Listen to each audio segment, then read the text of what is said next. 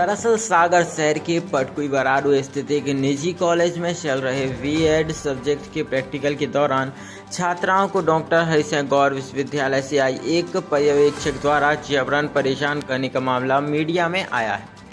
और जैसे ही हमारी टीम को इस बात की खबर लगी तो हमारी टीम मौके पर पहुंची और छात्राओं से बात की। इस दौरान छात्राओं ने बताया कि हमें प्रैक्टिकल के पहले से बताए समय अनुसार सुबह 10 बजे बुलाया गया था, लेकिन प्रैक्टिकल समय पर नहीं लिया गया, बल्कि हम लोगों को शाम 7 बजे तक रोका गया।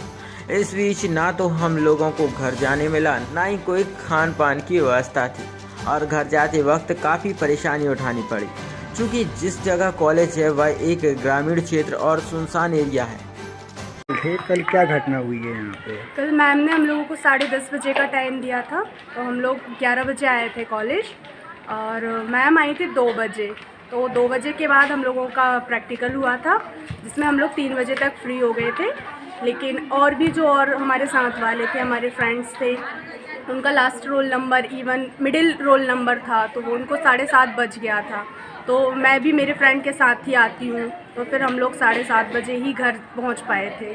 और आज भी मैम ने बोला था कि आज 10:30 बजे आपको आना है, लेकिन आज देखिए आप 12 बज गए हैं, लेकिन मैम अभी तक नहीं आए हैं।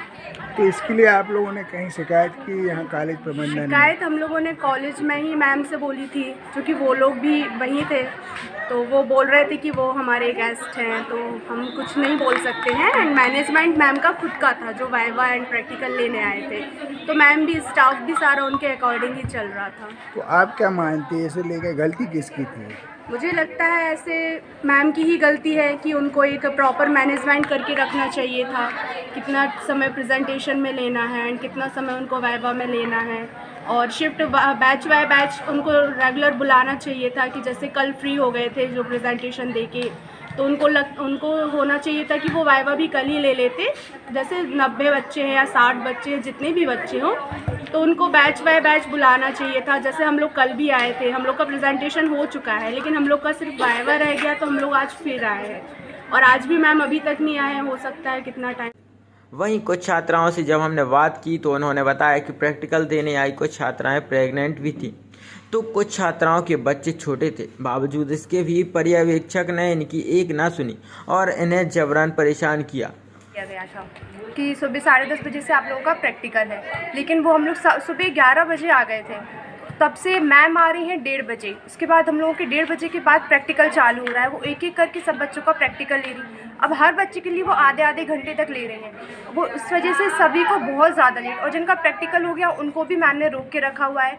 उनमें मैम देख रही हैं कि प्रेग्नेंट लेडीज़ हैं, बच्चे हैं, दूर से आए हैं, कुछ लोगों को 4-4 घंटे लग रहे हैं, कोई दमोह से आ रहा है, कोई देवरी से आ रहा है, उनको जाने में भी देर हो रही है। फिर भी मैम ये नहीं समझ रही थी कि बच्चों को देरी होगी, उनको प्रॉब्लम होगी। उसके बाद भी हम लोग मैंने उनके साथ मैनेज किया, फिर भी हम लोगों को 7 बज गया था। अब आप देखिए कि आउट एरिया है खुरई वाला, हम लोग लड़कियां हैं, कैसे जाएंगे अकेले? अंधेरा पड़ रहा है, हम लोग को स्कूटी से जाना है। अगर रास्ते में कुछ हो जाता है तो कौन जिम्मेदार है? मैम जिम्मेदारी ले रही है क्या उस चीज़ की? कॉलेज की आपकी टाइमिंग क्या थी ये प्रैक्टिकल? कॉलेज की 10:30 बजे की टाइमिंग थी। और आउट ऑफ टाइमिंग क्या रहती है सर? आउट ऑफ टाइमिंग मतलब कितने बजे ख़त्म होता है प्रैक्टिकल? प्रैक्टिकल 5 बजे तक। उसके बाद आपको नहीं लेना चाहिए। नॉर्मली हर कॉलेज का टाइम यही होता है कि आप 5 बजे तक लीजिए। कितनी छात्राएं थी जो कल इस प्रकार से परेशान हुई? सर बहुत सारी छात्राएं थी। हम लोग कल 6-7 लोग थे। उसके बाद भी मतलब हम लोगों को 7 बजा था। उसके बाद भी बैच में लोग 5-6 लड़कियाँ और थी। अब सर उनको जाने में भी प्रॉब्लम हो रहा है, अंधेरा पड़ रहा है, लड़कियाँ कैसे जाएंगी आप बताइए? इसमें मैम की गलती है। एक्सटर्नल मैम जो आई हैं उनको बोलना चाहिए कि बच्चे अगर नहीं हो पा रहा है तो वो कर लें। बल्कि कॉलेज के स्टाफ ने भी बहुत ज़्यादा मतलब कोशिश की थी कि वो मैम से बोल रहे थे कि आप बच्चों को कल ले लीजिएगा, टाइम हो रहा है, लेकिन वो मैम मान ही नहीं रही थी।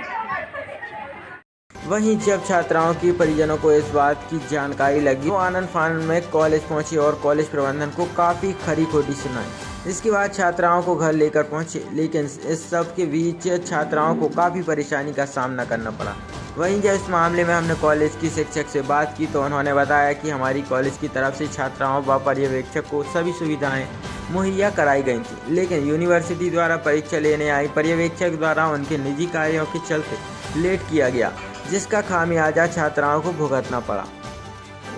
एक्चुअली प्रैक्टिकल की टाइमिंग है 10:30, जैसा कि हम लोगों ने रखा था। ऑब्वियसली सारी कॉलेजेस रखते हैं, तो 10:30 कॉलेज की टाइमिंग थी। बट क्या हुआ कि मैम को हो सकता है, एक्सटर्नल जो मैम थी हमारी, हो सकता है उनको कुछ काम आ गया हो, तो वो लेट हो गई थी समथिंग। उनका यहाँ आने का टाइम था 12 बजे, है ना। तो जो स्टूडेंट सुबह से आए थे वो तो परेशान होंगे ही, क्योंकि वो 10:30 बजे से आए थे और 12 बजे से प्रैक्टिकल स्टार्ट होगा, तो ऑब्वियसली स्टूडेंट परेशान होंगे।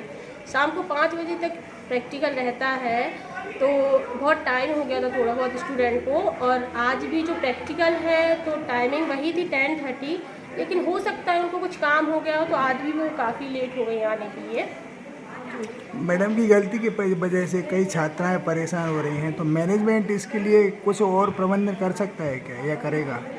सर देखिए, मैनेजमेंट तो रिस्पॉन्सिबिलिटी लेता ही है स्टूडेंट्स की। काफ़ी गर्ल्स हैं यहाँ पर, तो जैसा जो होता है, हमारे डायरेक्टर सर हैं, उन्होंने काफ़ी कल लेट हुआ तो उन्होंने काफ़ी व्यवस्थाएं की स्टूडेंट्स के लिए, तो उनको प्रॉब्लम ना हो यहाँ से वहाँ जाने में। लेकिन स्टूडेंट तो अगर टाइम ज़्यादा होगा तो गुस्सा तो होंगे ही, ये तो नॉर्मल है ना। टाइम के अकॉर्डिंग अगर चीज़ नहीं चलेगी तो मैडम क्या है, ये गलती किसकी है? जो टीचर आना थी वो लेट हो गए, इस कारण से सभी छात्राएं लेट हो रही हैं क्या? जी सर, देखिए ये बात तो बिल्कुल सही है कि अगर एक टाइम के अकॉर्डिंग प्रैक्टिकल स्टार्ट हो जाता और ओवर भी हो जाता तो स्टूडेंट गुस्सा नहीं होते।